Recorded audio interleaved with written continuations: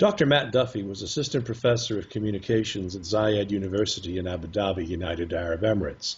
He recently relocated back to Atlanta's Georgia State University, where he teaches journalism at the school's Center for International Media Education. His academic focus is on journalism and media laws in the Middle East, and his book, Media Laws of the United Arab Emirates, will soon be published by Kluwer Law International. Dr. Duffy, welcome to Worldview. Thank you for having me, Dennis. I really appreciate it. Thank you. Now, we first met through your involvement with OSAIS. I'm not sure if I'm pronouncing that correctly, but that's the Arab-U.S. Association of Communication Educators. And your book topic is something you know quite personally, since a visitor to your personal website is greeted with the headline, "I've been kicked out of the United Arab Emirates." So I thought that might be a good place to begin for our viewers. Perhaps you could take a moment now to explain how you came to be kicked out of the Emirates and what that means for your work. Sure, yes. And you're right. That was a very popular blog post on my blog, the kicked out of the UAE. I was very fortunate to have been hired at Zayed University to teach journalism. I was happy to go there and do it. I was obviously I understood there were cultural restraints, but at the same time I was being told that there was quite a bit of freedom. The university, the department that I was in, was seeking accreditation from a very prestigious U.S. Journalism accreditation body, and Sheikh Nayan, who is the sheikh in charge of higher education there, told the department to seek this U.S. accreditation. So I kind of went in thinking that it would be okay for me to address sensitive issues there. Dealing with the media law approach in the UAE compared to international approaches. And that's what I did. I went in, I taught that in my classroom. I also wrote some editorials for the newspaper, which were published in the newspaper.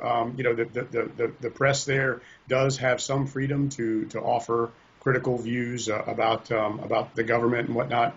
So I felt like everything was going fine, and I was operating within the boundary that an academic could operate in the UAE. However, over the summer, I found out that both my wife and I had our contracts terminated without notice. Both of our employers told us that it came from outside the university. And of course, what I usually tell people in this situation, the government, they don't issue a press release when these things happen. So everybody asked me, well, what was it? What exactly, did you do that caused this? And, all I can say is I don't know. I really don't have any idea. Well, I mean, you have been involved in I remember this is how we first met. There was a very prestigious conference that was brought together.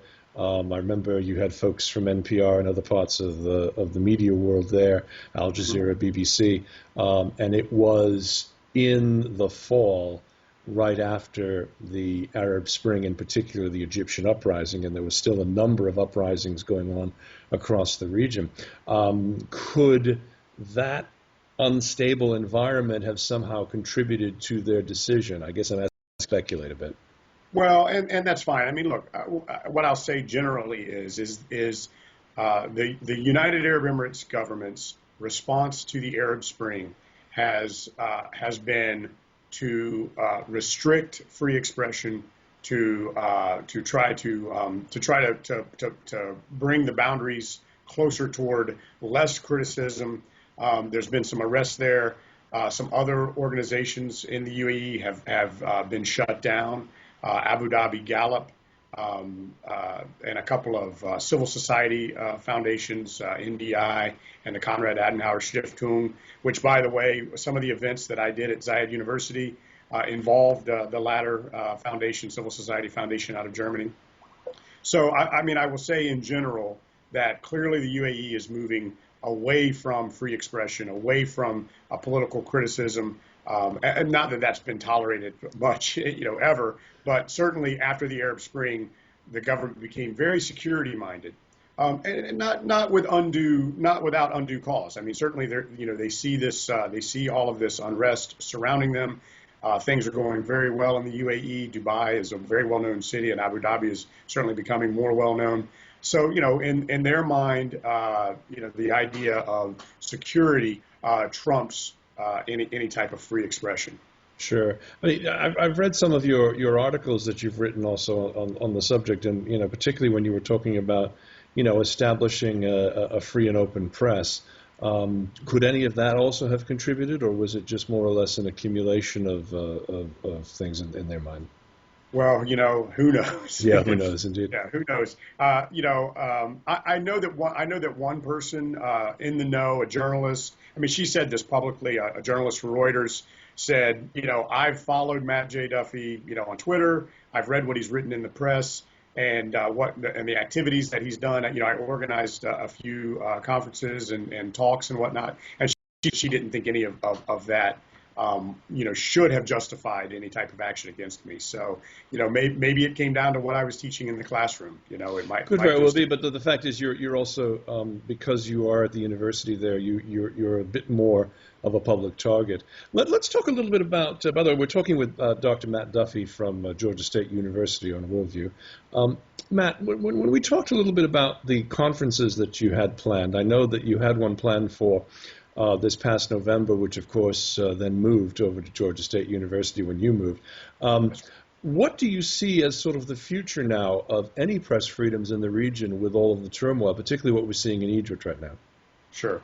It's not good. And I'm a pretty positive guy. I have a pretty positive outlook. I think this communication revolution that we're seeing with the social media and whatnot, that obviously has had some has been a factor in some of these changes that have happened in some of these other countries. Is great and certainly is wonderful.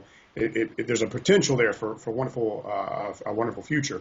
However, just the response that I'm seeing from governments in the region, the ones that haven't had revolutions yet, just doesn't seem to all be embracing the idea that there's a new paradigm at play here, that people have easy access to technology that can allow them to communicate with people around the world very easily, and just these old models of government control of the media that the Arab world has really had for decades, obviously. The idea that model, just really doesn't work anymore, and that it would be better just to let people be able to express themselves freely, it's just not being embraced anywhere. Certainly in the Gulf countries, the UAE, particularly in November of last year, passed a cybercrime law, or they updated their standing cybercrime law, and just increased incredibly the restrictions that they place on what people can say publicly, and to very nebulous definitions of criticism, of caricature, of sarcasm. That's actually in the law. You can't be sarcastic about any of the leaders. Well, of the we country. just had that taken out of the law here. You couldn't say anything bad about a police horse or a police dog in this That's right. country. So that's just now been removed. But Well, and it's interesting that you point that out, because I did just cite that in my book. In my book on the United Arab Emirates media law, I actually just cited that event just occurred. And basically, what most international governments are coming to, the ones that value free expression, they're coming to a place of speech is okay as long as it's not inciting violence. It's not, suggesting that you go and do something violent. And that's a good place to draw the line. And that's what the police guidelines or prosecutor guidelines that just came out in Great Britain. The point they make, that it's not okay to make threats. It's not okay to incite violence. This is the line that can be drawn, but it's certainly okay to criticize. It's certainly okay to be offensive. These are questions that all societies have to struggle with and answer. And unfortunately, what I'm saying is that, in the Middle East, and I'm talking about the Gulf countries, certainly I'm talking about Jordan, which also just increased penalties for digital communication. Instead of understanding that there needs to be a relaxing of standards to allow more free expression, they're going the other way. They're going toward more restrictions. when will we see your book? I know you're on deadline, and you were kind enough to join us today. Yeah. Is your book due to be published? It's I'm submitting the manuscript in early February. I'm still gathering information. The National Media Council and the UAE is actually being somewhat helpful, and I've actually just gotten a few more documents from them that I'll need to translate and analyze. But so it should be early February for the submission of the manuscript. But then, of course, you know how the book business is. It might be many months later that the book is published. I would hope by the end of this year. That would be great. Well, it'd be perfect timing for your next conference as well. We've been That's right. speaking with, thank you we've been speaking with Matt Duffy, professor at Georgia State University on Worldview with Denis Campbell. Matt, thanks for taking some time out of your day to join us. Thank you so much for having me, Dennis. It was wonderful. Thank you. And we'll be right back after this.